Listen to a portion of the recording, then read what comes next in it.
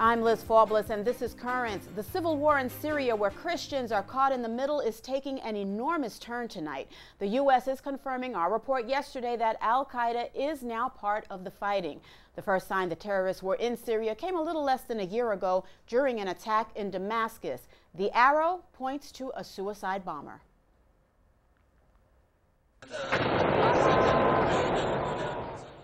The explosion was set off by the al-Nusra Front, said to be the best fighters among all the rebels battling against the regime of Bashar al-Assad. And as we reported yesterday, the front is said to have captured a chemical factory in Syria just days ago, possibly giving them access to chemical weapons.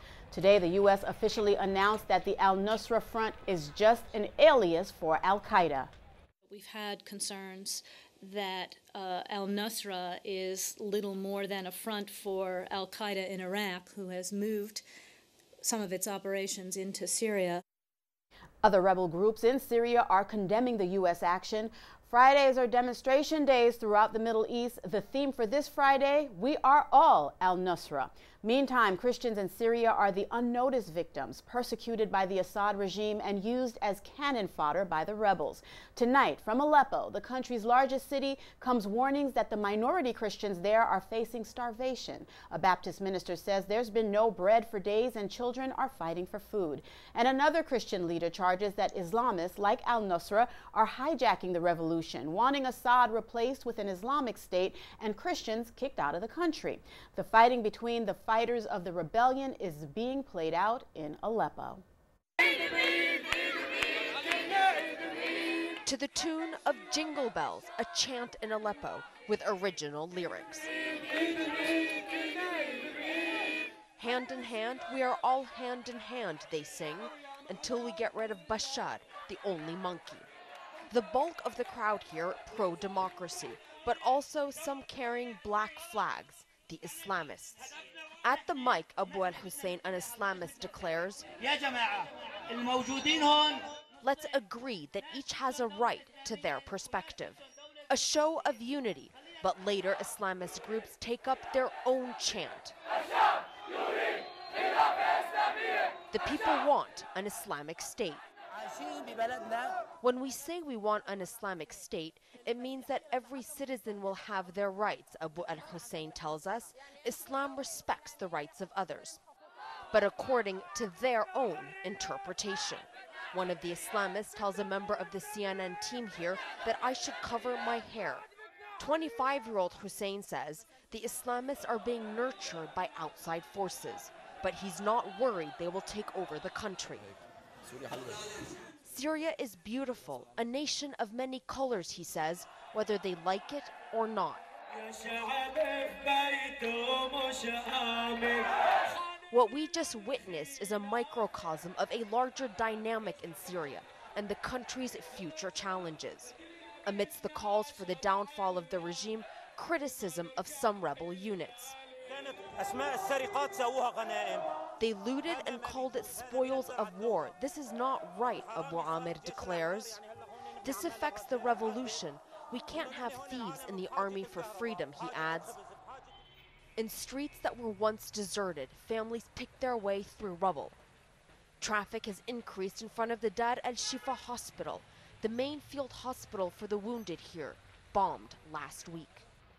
There used to be a government checkpoint just down the road here. This is one of the first neighborhoods that saw fierce clashes between rebel fighters and government forces. It is also, we're being told, the first neighborhood to fall to the Free Syrian Army. And around 3 weeks ago, residents began to feel confident enough to return. And now in the streets, we're seeing a fair amount of activity, and we are naturally drawing quite a bit of people's curiosity. But real safety, that's still a long way off. This week, a regime airstrike took out a water main, cutting off supplies to some homes. Children gather, among them 14-year-old Hamza with his container. He says he was wounded in the village that his family fled to for safety. Up the road, a desperate crowd clamors for bread. Prices have doubled at this bakery. In other parts of the city, it costs even more, if available at all. Fatma waited for 3 hours. Her husband was wounded after they returned, and she has 3 children to feed. What can I do? Say I am afraid. Are my children not going to eat? She says. Amid all the destruction and the threat of more, valiant efforts to start repairs. With winter closing in, these people gambled the relative safety of escape for the promise of shelter and came back to their homes. A different landscape, but the same lottery of survival. More than 100,000 Christians have fled Syria, part of a great exodus from the Middle East. And an auxiliary bishop of Jerusalem says being a Christian in the Holy Land is not a coincidence, but instead a vocation. Bishop William Shamali says the flight from the land of Jesus' birth will only stop when there's lasting peace. And that will only come through prayer, because the bishop says the conflicts there are incurable and require God's help. Up next, a judge says no life on the license plate. Details as Currents continues after the break.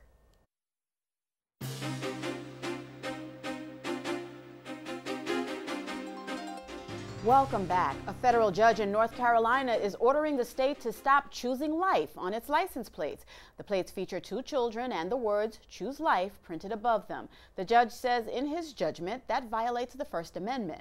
Without offering pro-abortion plates, Judge James Fox has decided the state is discriminating in violation of the free speech protections of the First Amendment. The ACLU is behind the case. They're happy. North Carolina hasn't decided yet to appeal the decision. An uproar is growing in Great Britain tonight over the government's decision to call for same-sex marriages to be performed in churches and other houses of worship. The Prime Minister, David Cameron, says he doesn't want to force any church, synagogue, or mosque to host the ceremonies, but thinks it would be a good idea if they did. The Bishop of Portsmouth says the Prime Minister's proposal is a catastrophe.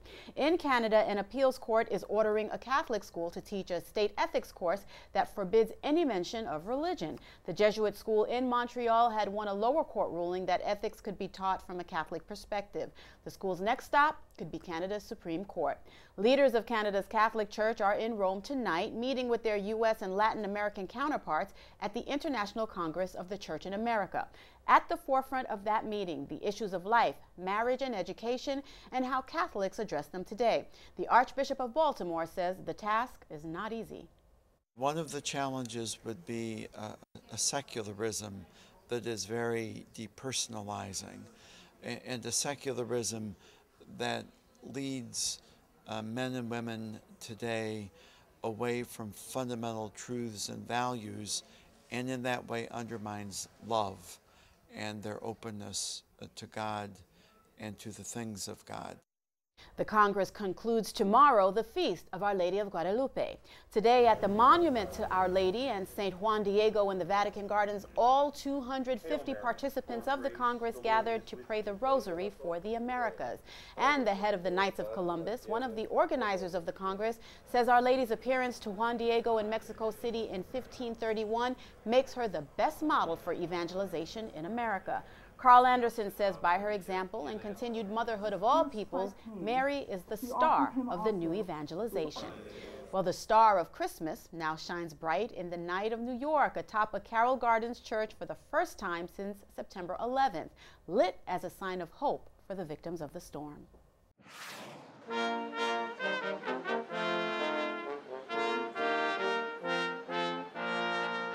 They're doing the lighting of the star, which hasn't been done in quite some time over at the church. It's a tradition over here at Sacred Heart St. Stephen's, so that's why everybody from the parish has turned out. The star is about 6 foot high, and it's illuminated with over 40 light bulbs, and the star is meant to be a sign of hope. The fact that we had the hurricane and so many people are having problems at this time of the year, it's a sign of hope, but it's also that star points us to the person of Jesus as the hope of the season and the hope of our lives. The tradition was started back in the 1950s by the then Monsignor Del Vecchio, pastor of the parish. And he did that after the church had burnt to the ground.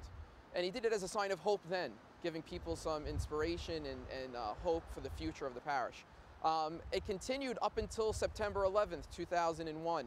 And we just didn't feel that it would be appropriate to light a star in the wake of the tragedy that we all withstood from the nationwide attack on our country. And so now that time has passed, we've decided after Sandy, we need a little bit of hope, we need a little bit of inspiration, and we need a beacon calling people back home. Well, I got a phone call one day from John Heyer to ask if I could help move something at the church. I didn't realize that it was going to be the Star. So I showed up with my son Daniel, and we came here, and we had 2 men down on the ground level and hoisted it up, and it hit it to the top of the steeple. This can be seen in Red Hook. Those people and that parish over there, Visitation of the Blessed Virgin Mary, they have had a rough time. And I think by them seeing this, it helps. Well, the entire parish tonight is going to be overjoyed because they're seeing something revived that they remember from years ago, as well as for the new people that have moved in the last 10 years, never having experienced this. This will be new memories for the next generation.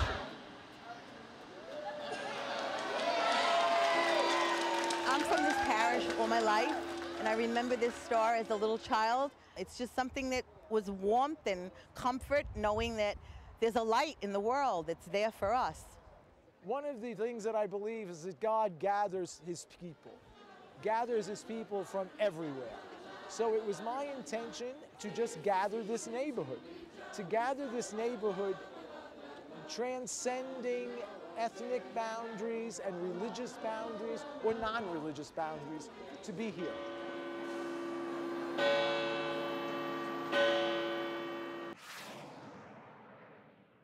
Well, you too have the opportunity to become a star of hope this Christmas. Our diocesan newspaper, The Tablet, is conducting its Bright Christmas campaign, the 40th year in a row, where you are able to help those in need and make their Christmas just a little brighter. This year, the hurricane victims will benefit. Gifts may be sent to Bright Christmas in care of The Tablet at 1712 10th Avenue, Brooklyn, New York, 11215. Up next, a film of faith is big at the box office as Currents continues after the break. Welcome back. We reported recently on a new movie about St. Augustine.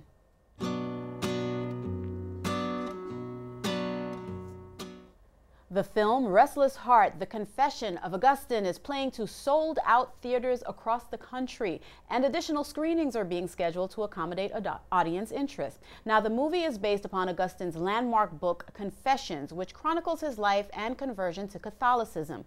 The distributors, Ignatius Press, say the film is a wonderful tool for evangelization during the Year of Faith. While the annual Faith Film Festival is an important event at our station, NET, the festival is an award ceremony and a celebration of films focused on faith.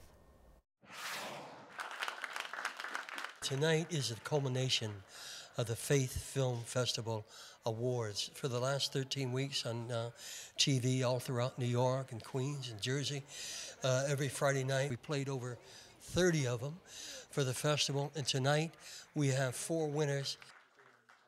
The film that's in there that's screening now is a marvelous film that came in as a guest film. It's called Doomby. C.S. Lewis once famously said, "We don't want more Christian films, we want more Christians making films." And I guess this is what this one's about. $10.50 an hour, plus tips. Got yourself a bartender. Oh. Name's Sam. Hi, Sam. Doonby is phenomenal. I was blown away. It's a story that deals with life and death and rejection of the unborn, rejection of those that are here. It's very powerful. I don't think that Hollywood represents, in general, the point of view of a faith-based person. So I think it's essential. We know that the Lord loves to use the arts for his glory, and in fact, the best art glorifies the Lord. It's time to return the power of art back to the faith. If you're always seeing the bad in films and never seeing the good in films, never seeing those messages where there are people that actually have faith and that actually get rewarded for their faith, then you don't know that that's out there. You don't know it exists. I believe these activities of yours are going to lead you straight to destruction, child. You mean my business? The faith aspect of my film basically came from the desire to be able to express yourself to God in any way that you can and through your talents. And I think that oftentimes we have to search within ourselves to understand the talents God gave us to worship him. And so that was pretty much where the inspiration came from for Women in Hats. I can't get you out of my heart. The film is heart and soul. It is about my mother and father, mostly about my dad, who was a nightclub singer, Tony Mann. We're at the Grand Prospect Hall, and my father was born on 17th Street. My mother was born on 22nd Street. I was in school at St. John's on 22nd. Now I'm back full circle for a movie about them. Ladies and gentlemen, Mr. Tony Mann. And my dad's with me. He's 83 and he's here. So it's kind of really cool.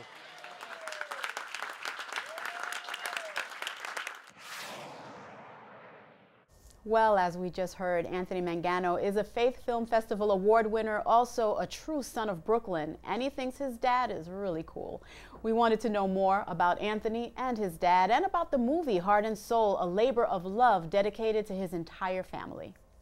My mother died like it's going on 29 years ago, and you see, I'm getting emotional already. I can see it, and I told you not to do that. It's okay. No. It's real. It's a real moment. Yes. So it's just that I yearned for those days because my dad was healthy and he was singing and he was my idol, which he still is, even with the MS.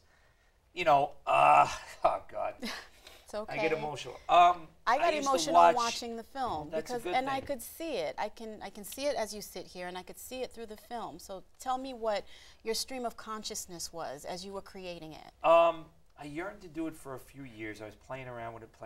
My kid brother Joey said, "Just do it." So then I finally got to doing it, and what I wanted to do was, because I watched him and I've seen him sing in his old later on in life, and the struggle with from going from a healthy guy to slowly going to a cane, then 2 canes to a walker, and now sometimes he has to use a wheelchair. So I yearned for those days when I watched, because I used to look at my dad. He's always well dressed and polished, and he used to go out in a tuxedo. And we lived here on 22nd Street, between 5th and 6th, in an apartment building. So for when I was a kid, it looked like I looked at the I Love Lucy show, and I thought, Ricky was always in a tux, and I would go with my dad to the nightclubs, and I'd sit there banging on the drums, or I'd try to sing or play the trumpet while he was singing. So I remember that fascination of it, that I looked at my father like, that was my idol. Every boy looks at his dad. The mother's the nucleus, I should say, of the family, but the boy looks to the dad for the strength and the worship, like that. That's my dad, my dad could conquer the world, my dad, And then as the years went on and I witnessed this, it affected me that we bucked heads a lot as when I was younger, but now we became closer. Okay. And the reason why I think we bucked heads, we were very similar. There's so many themes. There's spirituality, there's loyalty, there's family, there's faith, and it really is representative of a lot of what people are having issues with these days. Yeah. So in a way, you've kind of created a timeless classic. Did you expect that would come to fruition once the film was done? No, I didn't, because what happened was, I kind of say, with Labor of Love, I always said that I thought my mother kind of like blessed this, because there's too many things falling into place that worked out right. And you could plan and a lot of things go wrong, but everything seemed to fall in place, and then just things happened. I guess the editor, my friend Jeff in Long Island, he did the whole editing for me for free. My friend Ari gave me the movie equipment for nothing. It was like one thing. So at one point I just sat back with my brother-in-law and my friend Mike, and I said, I think there's something going on here. Because it was meant to happen. We got it to a lot of people, and a lot of people, I seen, like I'd sit in the audience in the back quietly watching it, and I'd see people coming out emotional and stuff. I said, well, I hit the right nerve, because it was supposed to tell the truth. So what it was that at the end, like I try to explain to him, like, there's regret. There's regret, but there's also what you accomplished. He's 83. I wanted him to be here today. He wasn't feeling that up to it. But I try to make him understand, like, you didn't achieve the success that, say, Jerry Vale or Al Martino or Dean Martin and them guys, but you did come close, And also there was a struggle too, and I want to make that absolutely clear, that there was a struggle with him reaching that level of success and being true to his family, which I think was seriously at the heart of this movie, and I want that point to be made. You're absolutely right, because they wanted him to go to Europe, and how was he going to leave?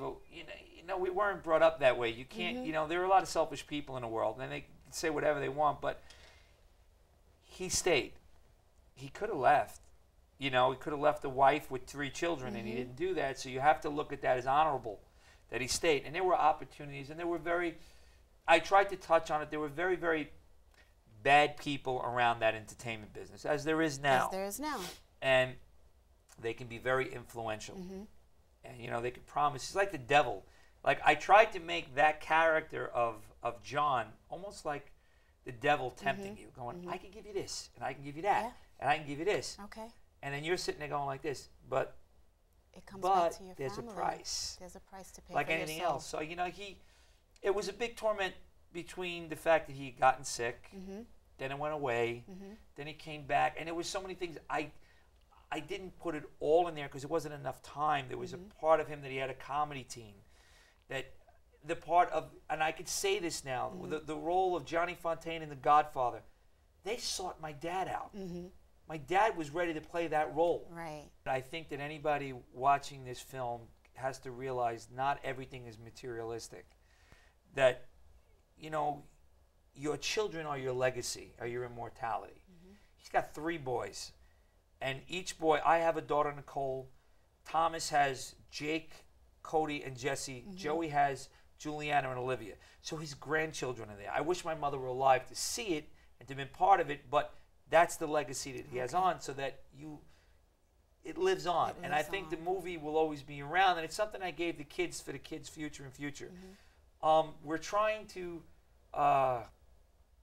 get the film out there so that more people can see it. I'm in the process of doing that. I haven't quite figured out how to do that just yet, but it was been entered in certain little festivals here and there. But once the distribution picks up, we would love to have you back, because I really think it's a film that has to be seen, especially in this day and age. And we could talk about it forever, but I'm afraid we're out of time. Oh, great. Well, either way, but I thank you. Thank you so much, just for being so personal and being so real with me. I do appreciate it. It made this interview all the more special. Well, thank you for having me. I appreciate it. Absolutely. Oh, a really great guy and a very, very good film. Well, the mother of boxing star Manny Pacquiao says she knows why he lost a big fight over the weekend. That's what he gets, she says, for changing his religion. Manny had been Catholic, then became a Protestant. Ever since, his mom says he hasn't been able to focus. She wants him to return to the Catholic faith. When we return, rededication in Red Hook after the break. Welcome back to Currents. Earlier in our broadcast, we visited Sacred Heart's St. Stephen Church in Carroll Gardens and saw their Christmas Star of Hope, a beacon that also shines upon Red Hook, Brooklyn, and the Church of the Visitation of the Blessed Virgin Mary, a church at the center of the storm. Besides the star, there are other reasons for hope at Visitation: a renovation of the church's interior, and, as Bishop DiMarzio tells us, a relaunching in time for our church's new evangelization.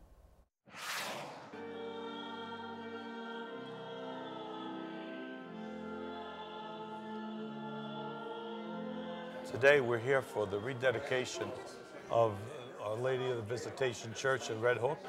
The church, because of the new administration of the Koinonia community, has been renovated and also relaunched as a place of evangelization.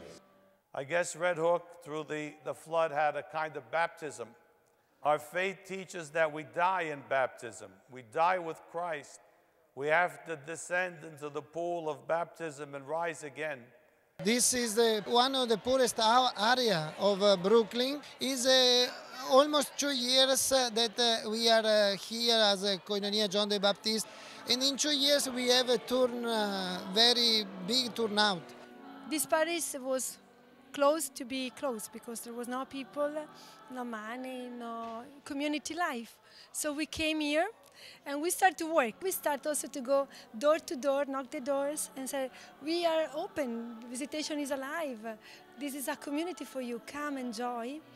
And we see that little by little there is a revival here. You can feel the vibrant of the Holy Spirit. Bless this water and sanctify it. Make it a sign of the saving waters of baptism by which we become one in Christ. When came Sandy was something very hard because we lost all the basement. We are sharing the same problems that the people around here. We gave out diapers and we gave out food and water, but the greatest thing we gave out was the blessing of our Lord Jesus Christ that was there, walking with them, holding them, supporting them, and letting them know that in the midst of the devastation, He was here with us. Everybody just came together, the whole community. The church opened its doors and showed the love to the whole community, whole Red Hook. It really was an eye-opener for a lot of people. Everybody now comes to the church more. Now is the time that we are starting for the new evangelization till the second coming of the Lord. So this is a historical event for visitation. This church is represented a big Ark of Noah. It was built in 1854 by Italian and Irish. And they want to represent a big Ark of Noah where the people receive salvation.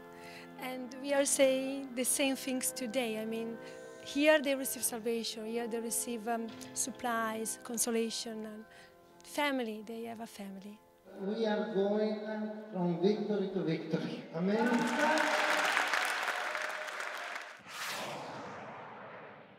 And thank you for joining us. We leave you with more from the Vatican Gardens and Our Lady of Guadalupe. For all of us here at Currents, I'm Liz Faublas. Thank you for watching and have a good night.